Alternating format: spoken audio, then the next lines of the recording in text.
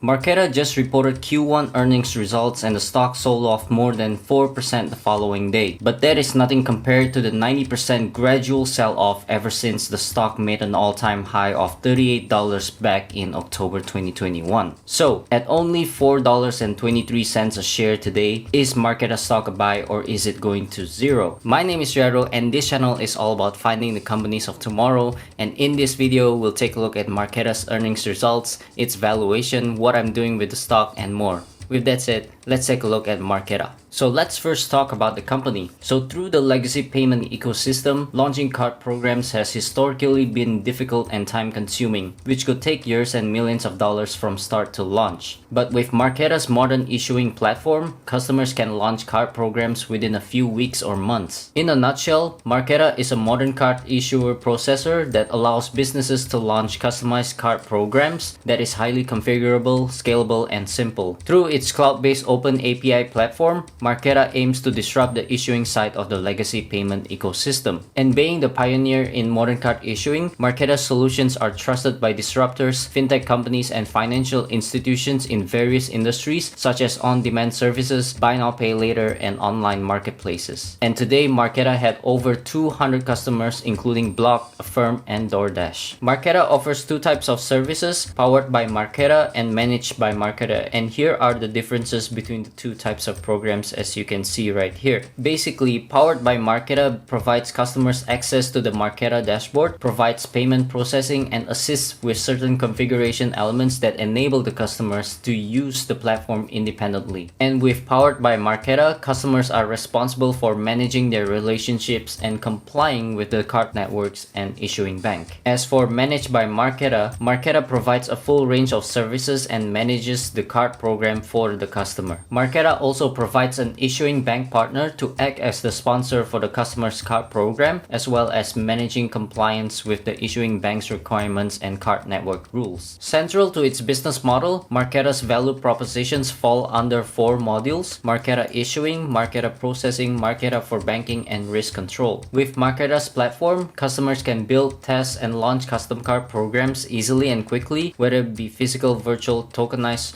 prepaid debit, or credit cards. Next, Marqeta processes transactions in a variety of ways. Customers can configure spend controls such as limiting where, when, and how consumers can transact. In October 2022, Marqeta launched Marqeta for Banking. So this is a banking as a service offering which provides customers with a suite of bank account and money movement features. And in April 2022, Marqeta launched Risk Control, which provides customers with risk, compliance, and fraud management tools using real-time decisioning. So basically, Risk Control aims to maximize security and minimize fraud when using Marqeta's platform. With that out of the way, let's take a look at Marqeta's financials, starting with its growth metrics. Total processing volume, or TPV, was $166 billion, which is a 50% increase year over year. The increase in TPV was mainly driven by a 51% increase in the number of transactions to 41 billion transactions. On a side note, top 5 customers grew by 50% year over year in 2022. On the other side, Q1 TPV was $50 billion,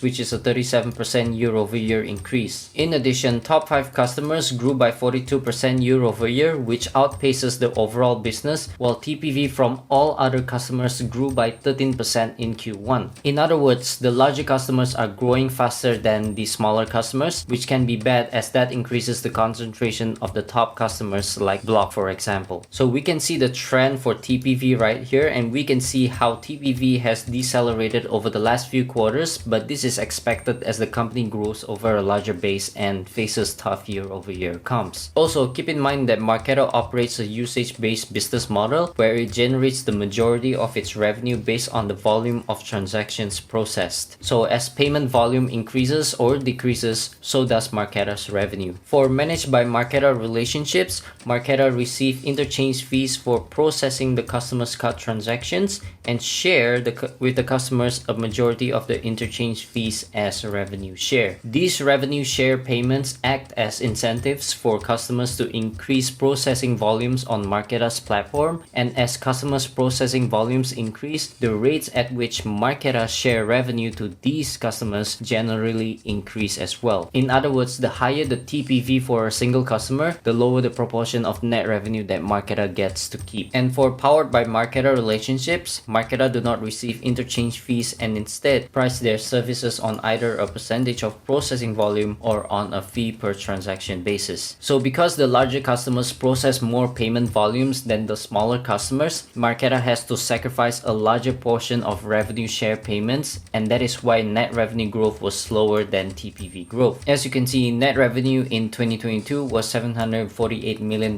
which is up 45% year over year compared to TPV growth of 50% year over year. Nonetheless, the increase in net revenue was primarily driven by a high net revenue retention rate of 144% as well as the robust growth of TPV. And high net revenue retention rates often display high switching cost moats for Marqeta. In Q1, net revenue was $217 million, which is up 31% year over year, and this is due to the growth of TPV, but this was offset by unfavorable changes in their card program mix and one customer migrating a portion of one of their programs to a competitor starting in Q3 of 2022. I believe management mentioned that Klarna, the Swedish buy now pay later company, was the company that migrated out of the platform. That aside, management guided for a 27% growth in net revenue in Q1, so this is a good beat on guidance. And do note that Block represents 76% of net revenue in Q1, which is up about 2 percentage points from Q4. The increased concentration is mostly driven by the strength of Cash App as well as slower buy now pay later growth. Anyways, despite a challenging macro environment and tough year over year comps,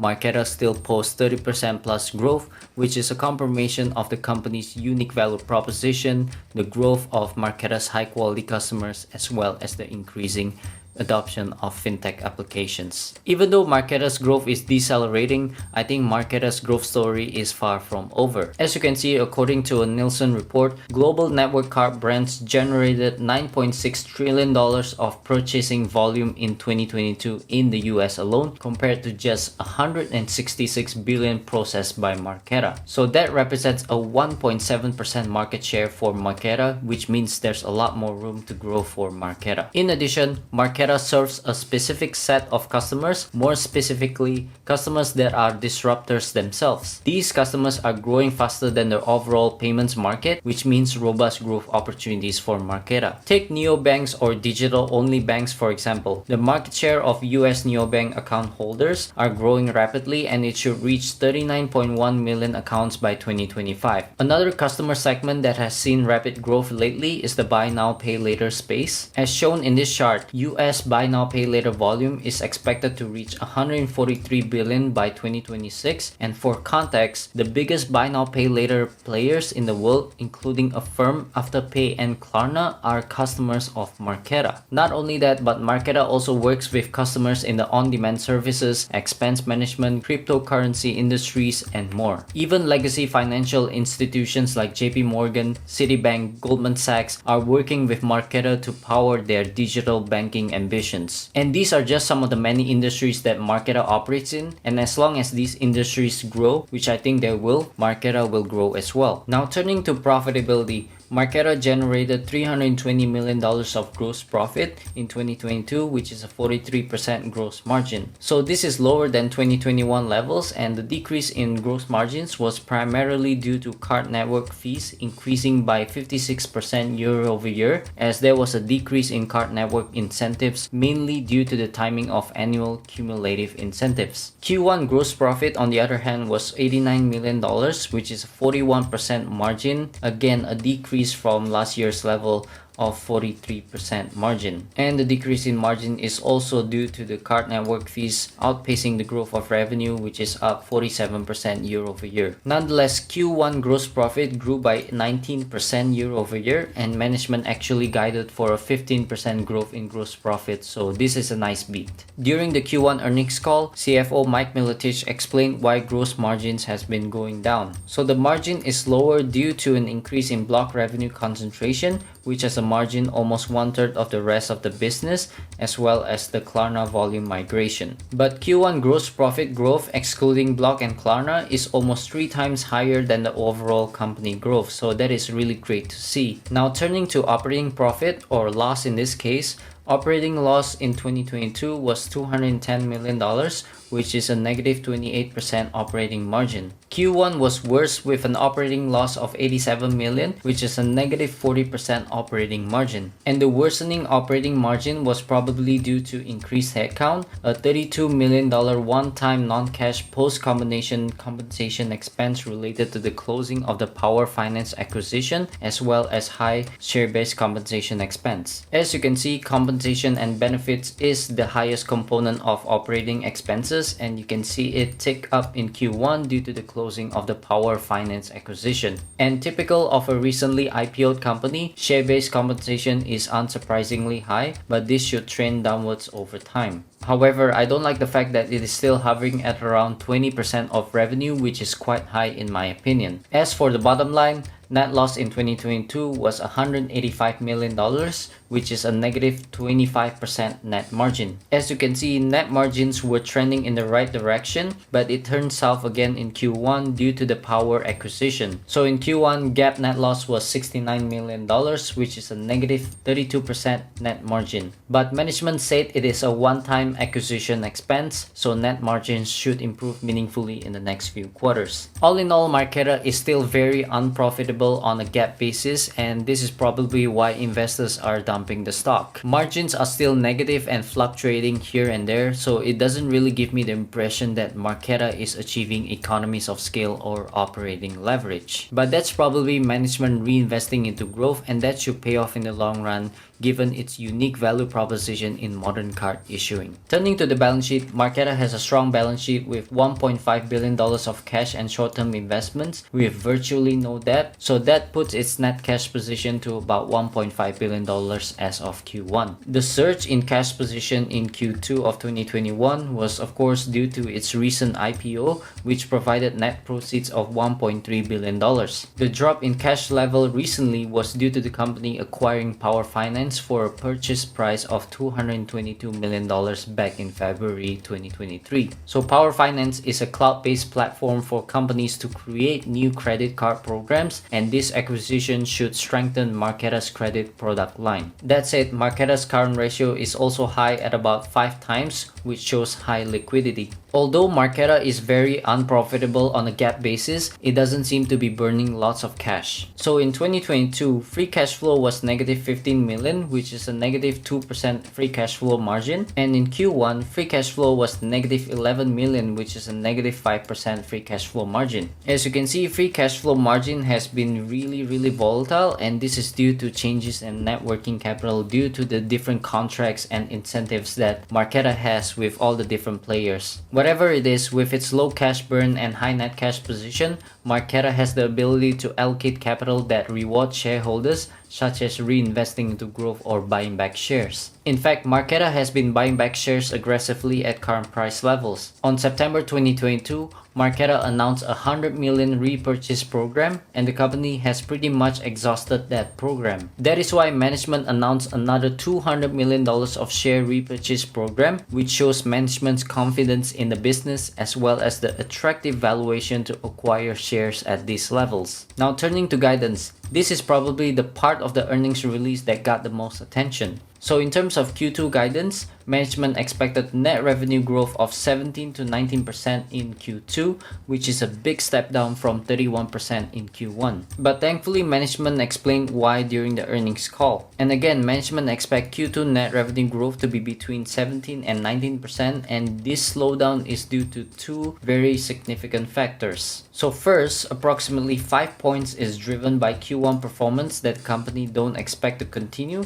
specifically the strongest spend per user in January and February that did not sustain as well as a large cart fulfillment benefit. So the second reason for the slowdown is that Q2 last year benefited from a higher net revenue take rate due to favorable volume mix, as well as the beginning of more robust usage of additional services not tied directly to TPV. So that is what's really driving the major slowdown in revenue growth. As for gross profit, management expects growth of about 2%, which means a gross profit of about $80 million in Q2, representing a gross margin of just 36%. So yes, the expected drop in gross margin is a major head scratcher, but thankfully, management did explain this further during the earnings call. So the company expects Q2 gross profit growth to be in the range of 1 to 3%, and this is due to two reasons again. First is the drop in the average transaction size that started in late March, which should pressure its gross margin profile. And the second reason is the timing of incentives, and remember that Q2 is the start of Marqeta's annual incentive contracts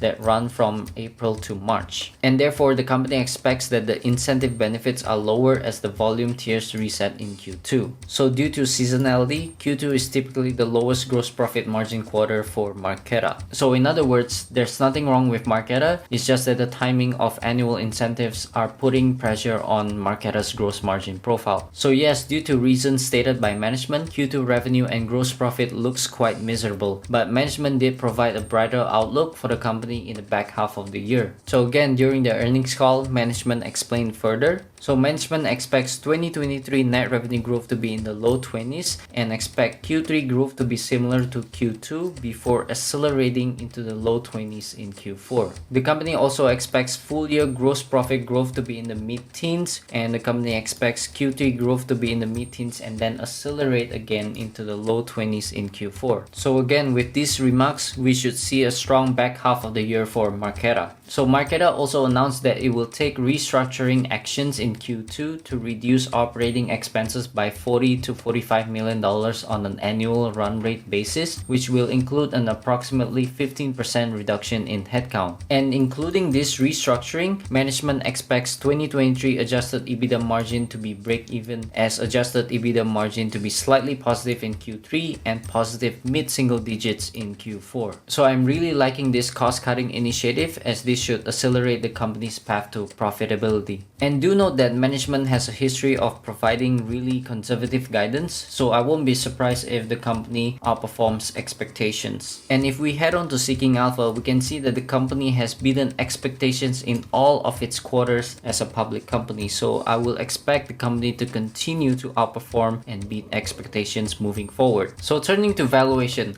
all fintech stocks are pretty much down over the last year due to higher interest rates. As you can see, the Global X Fintech ETF is down significantly, and Marqeta is down even more, down by more than 85% since it started trading in the Nasdaq. We all know that growth stocks have been selling off since November 2021, and while some growth stocks like Tesla, Palantir, and Shopify have recovered from its lows, Marqeta has been making lower lows. I think there are a few reasons why Marqeta stock is performing so badly, including poor earnings guidance, founder Jason Gartner stepping down as CEO, the short report which affected its largest customer Block, banks collapsing, and so on. But I think Marqeta at $4 a share at a market cap of $2.3 billion is just a steal. So this is Marqeta's EV to revenue multiple, and as you can see, it has traded as high as 45 times EV to revenue multiple, and today it is only trading at 1 times multiple. So on a historical basis, Marqeta has never traded this cheap before. And if we compare Marqeta's EV to gross profit multiple to that of peers, we can see that Marqeta is trading way too cheaply. I've included other emerging fintech companies like Adyen, PayPal, and Block, and I've also included legacy processors like Fiserv and Global Payments. And I've also included the card networks MasterCard and Visa as well, and as you can see,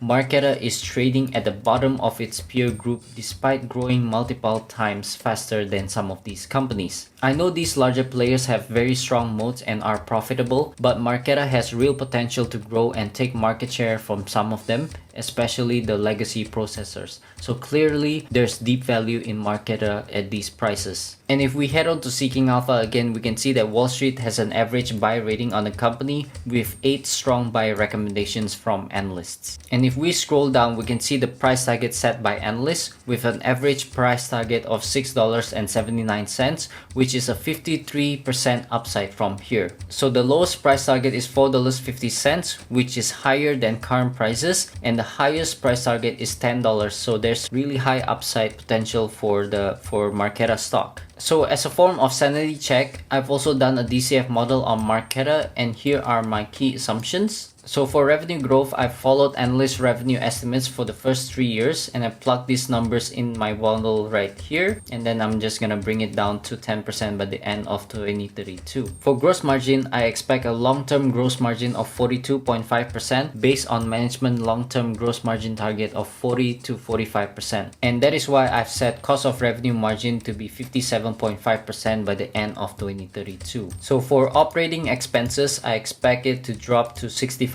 this year and gradually drop to 27.5% by the end of 2032, and that will achieve a 15% operating margin, which is in line with PayPal's long-term operating margin of 15% as well. Income tax stays 0% for the first 3 years, and then it turns positive to 20% as the company turns GAAP operating profitability. Depreciation remains at 0.5% for the rest of the years, and stock-based compensation is expected to drop from 20% all the way down to 5% by the end of 2032. I think the company is also a capital light business, so capital expenditures will stay at negative 0.5% for all the years. And as for changes in net working capital, I'm just gonna keep it at 0% for all the years. So putting it all together, I arrive at a 17% free cash flow margin by the end of 2032, which is lower than Adyen's 21% free cash flow margin today. So based on my assumptions, I think my DCF model is pretty conservative here.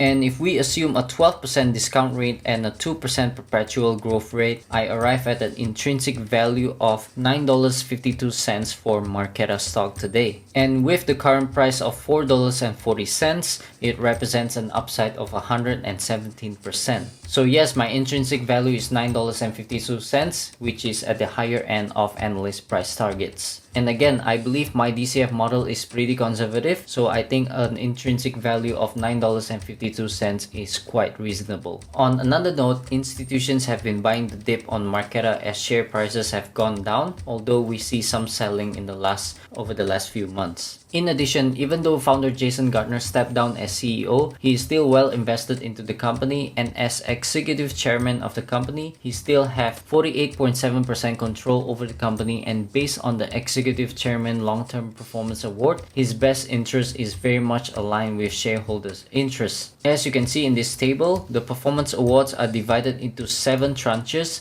which vest upon reaching a certain stock price hurdle. So the highest tranche is equal to 41 times from today's share price of $4.23. And even if the stock price just reached the first tranche, investors get to enjoy a 16x return on their investments based on the current price of $4.23. So yes, founder Jason Gardner's best interest is still very much aligned with shareholders' interests. It is also worth noting that at today's enterprise value of $800 million, investors get the chance to buy Marqeta at a substantial discount to its $4.3 billion valuation that was set during its private funding round in 2020, despite being a much bigger and stronger company today. Also, remember that Marqeta just announced a $200 million share repurchase program, and the company is also taking initiatives to achieve profitability. When the company turns profitable, I think it will be a huge catalyst to market sentiment on the stock, as we've seen with companies like Palantir. So on a risk to reward perspective, there's a lot of reason to believe that Marqeta stock is severely undervalued at current prices. Turning to the risks of the company, I think the first risk is more banks collapsing. We don't know how severe the banking situation is, but Marqeta's issuing bank partners could be at risk. More specifically, one issuing bank partner, Southern Bank, settled 80% of Marqeta's total processing volume, and if Southern Bank were to collapse, Marqeta could be in big trouble. Even though concentration is decreasing year after year, 80% is still high, which brings me to the next risk, which is customer and partner concentration. So as a reminder, Block generated 76% of the company's net revenue, and there's also another customer which accounted for 11% of the company's customers' receivables. And the current term of agreement states that Block for Cash App expires in March 2024 and Block for Square Card expires in December 2024. So if the contract with Block is not renewed, Marqeta could lose a significant portion of revenue. But do keep in mind that Block and Marqeta already has a 7-year relationship, and Marqeta is pretty much essential to Cash App success. So I don't think Block will stop working with Marqeta entirely, but the risk is still there. The final risk is competition. While Marqeta is the first modern card issuing platform, the company still faces tough competition. That includes legacy processors like Fiserv, which processes much larger payment volumes. At the same time, Marqeta also competes with other fintech companies like Adyen and Stripe. Then there's SoFi's Galileo, which offers similar solutions as Marqeta, serving customers such as Chime, Robinhood, and PaySafe. But to be honest, I'm not too concerned with competition as Marqeta has the best technology stack in the issuing facing side of the payment ecosystem, so I think it will be very difficult for competitors to replicate Marqeta's technology. So to wrap up this video, although growth is slowing down, Marqeta is still a high quality business with a long growth runway ahead as it disrupts the issuing facing side of the business through its cloud-based open API platform. And despite all the competition, Marqeta is still the global standard for modern card issuing. Whatever it is, I think Marqeta's share price and valuation is just too cheap to ignore, which is why we're seeing the company buying back shares at a rapid pace. So the risk to reward looks very attractive, which is why I added to my position at $4.50 a few months ago.